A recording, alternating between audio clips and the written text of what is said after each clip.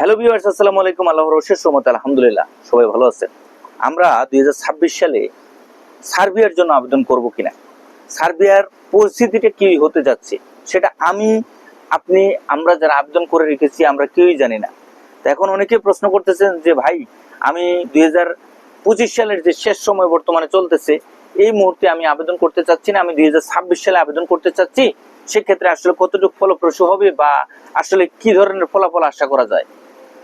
বর্তমানে দেখেন, সার্বিয়া দেশটির জন্য ভিসার যে পরিস্থিতি, সেটা যে পরিস্থিতি বা ভিসার যে রেশিওটা, সেটা আমরা সবাই জানি। ভিসার পরিস্থিতিটা এমন একটা পর্যায়ে চলে গেছে, দীর্ঘদিন যাবত আমরা অপেক্ষা করতেছি, কোনো ভিসার কোনো সুরাহা বা ভালো কোনো ফলাফল আমাদের বাংলাদেশিদের জন্য আসতেছে না। মূলত এই সার্বিয়া দেশটির জন্য আবেদনের ক্ষেত্রে একটি মাত্র এম্বাসি, যেটা কিনা ইন্ডিয়াতে অবস্থিত, যে এম্বাসি থেকে ইন্ডিয়ার ভিসা দেয়, যে এম্বাসি থেকে বাংলাদেশিদের ভিসা দেয়, নেপালিদের ভিসা দেয় এবং শ্রীলঙ্কার ভিসা দেয়, মালদ্বীপের ভিসা দেয়। মূলত এই কয়েকটা দেশ মিলিয়ে শুধুমাত্র একটা এম্বাসি, যা কিনা সার্বিয়ার এম্বাসি, বাংলাদেশিদের সম্পূর্ণ ভিসার কার্যক্রমগুলো পরিচালনা করে, সাথে সাথে অন্যান্য দেশেরও। এখন আমরা যারাই আবেদন করেছি, দেখেন হিউজ পরিমাণ বিশাল বড় অঙ্কের একটি অ্যামাউন্ট, কিন্তু মানে পাসপোর্টের অ্যামাউন্ট কিন্তু এই সার্বিয়া এম্বাসিতে জমা হয়ে আছে। অনেকের পাসপোর্ট দীর্ঘদিন যাবত আটকা পড়ে আছে, অনেকে আবার কাগজপত্র জমা দিয়েছেন, স্টেপ বাই স্টেপ কাজগুলো থেমে আছে। সার্বিয়া দেশটির জন্য অনেক এজেন্সি দেখবেন যে কাগজপত্র নিচ্ছে, টাকা পয়সা নিচ্ছে, আপনার ডকুমেন্ট সাবমিট করার জন্য প্রচুর পরিমাণে প্রেশার ক্রিয়েট করতেছে।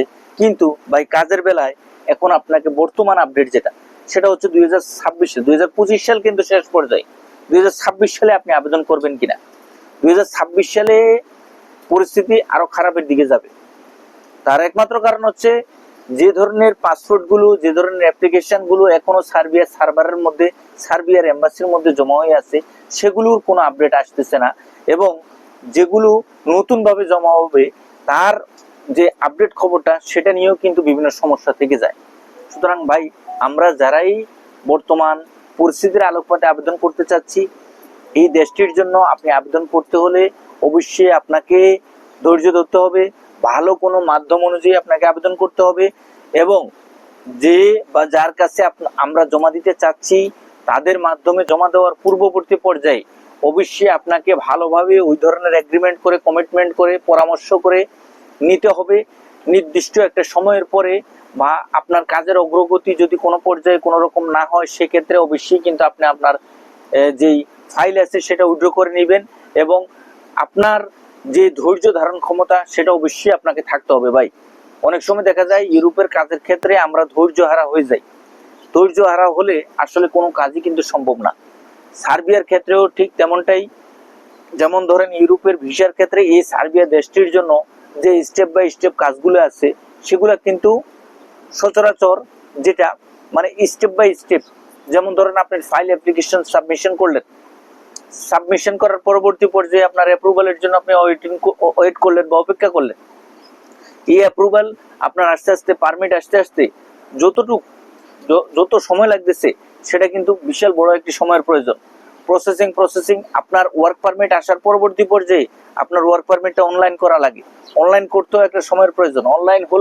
অনলাইন হয়ে আপনি অ্যাপ্রুভালের জন্য অপেক্ষা করলেন, এই অ্যাপ্রুভাল আসতে আসতে দেখা গেছে 2-6 মাস এখানেও চলে যাচ্ছে।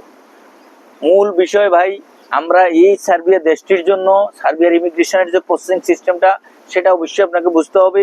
এই প্রসেসিং সম্পর্কে আপনাকে ধারণা নিতে হবে এবং ধৈর্য ধারণ ক্ষমতা অবশ্যই আপনার থাকতে হবে। কিন্তু কিছু কিছু এজেন্সি আছে, তারা কিন্তু টাকা পয়সা হাতিয়ে নিচ্ছে এবং কাগজপত্র সম্পূর্ণ সবকিছু নিয়ে জমা করে রাখতেছে, কিন্তু কাজের বেলায় কিছুই হচ্ছে না। সুতরাং সম্পূর্ণ সবকিছু আপনাকে জমা দেওয়ার পূর্ববর্তী পর্যায়ে স্টেপ বাই স্টেপ এই বিষয়গুলো সম্পর্কে ধারণা নিয়ে সামনে অগ্রসর হতে হবে। সবাই ভালো থাকবেন, সুস্থ থাকবেন। 2026 সালে আপনি যদি আবেদনও করেন, আপনি দেখে শুনে, ভালোভাবে বুঝে শুনে আবেদন করবেন। আল্লাহ হাফেজ।